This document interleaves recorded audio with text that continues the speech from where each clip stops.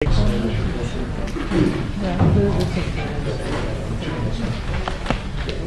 date is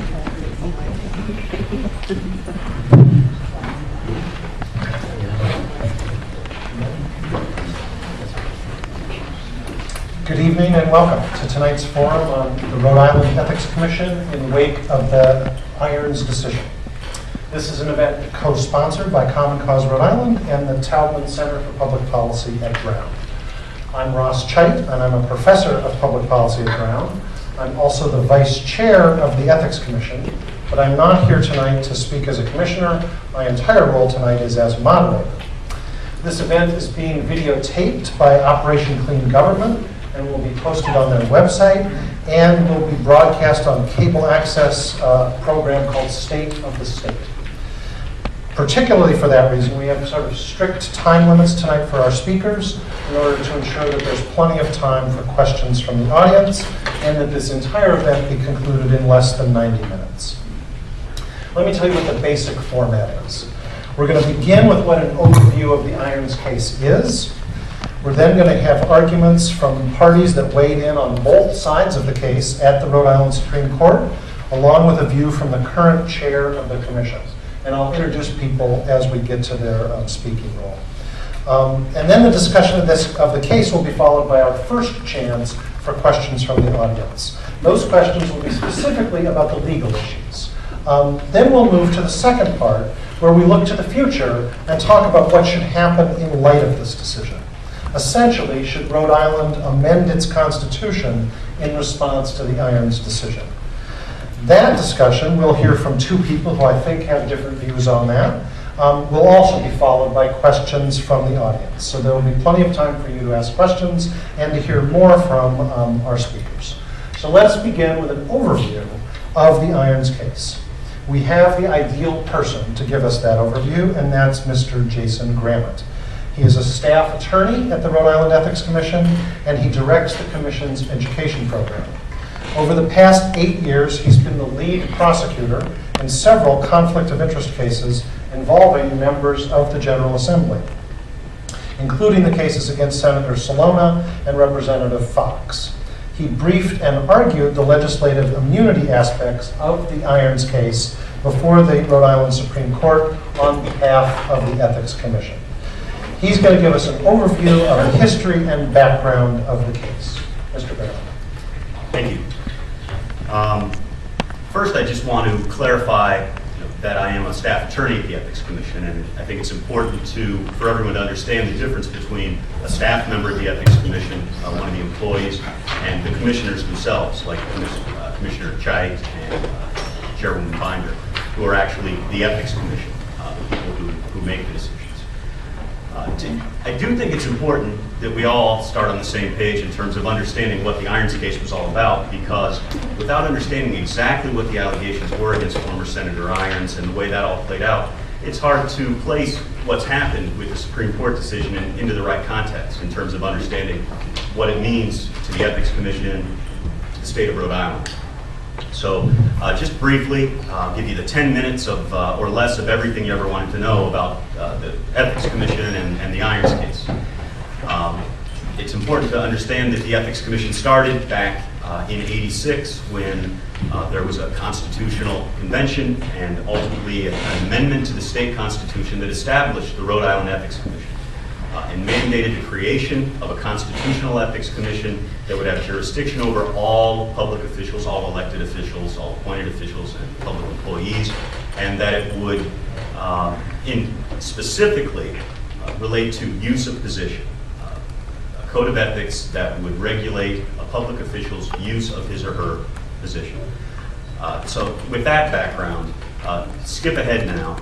Over the years, the Ethics Commission has asserted its jurisdiction over all public officials, including legislators, and then to 2004, when two individuals filed ethics complaints, an ethics complaint against then Senate President William Irons. And the allegations are very important to understand in this case. First, what they are, and also what they are not.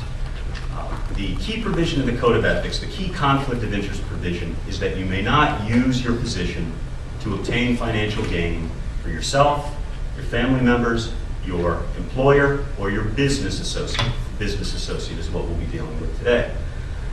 And so this complaint alleged that Senator Irons used his position as a state senator. At the time he was the chairman of the Senate Corporations Committee, that he used his position to financially benefit his business associate, who was alleged to be CVS Corporation.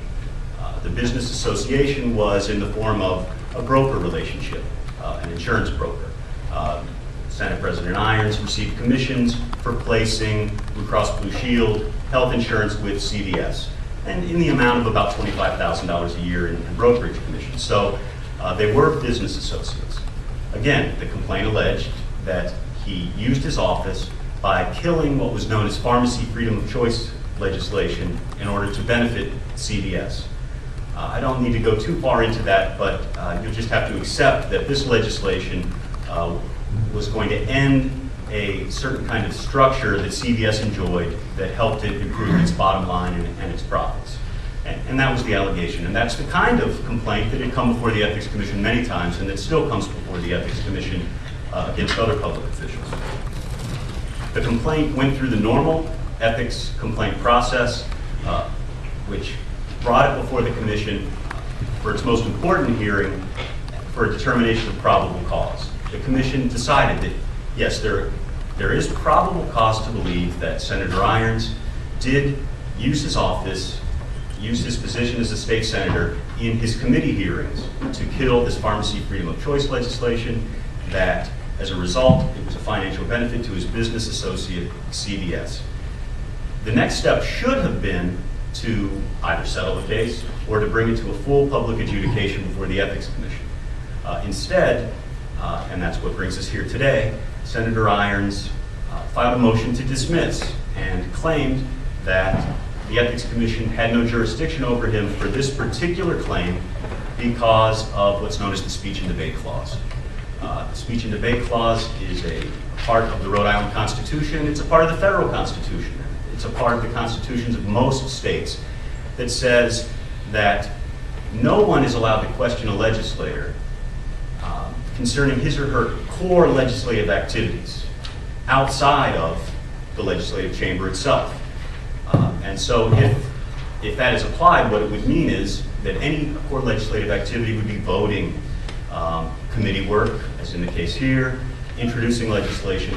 No one outside of the Senate or the House could question them as to why they did that, or even that they did do that. The Ethics Commission denied that motion to dismiss, and Senator Irons appealed it to the Superior Court under the Administrative Procedures Act and won.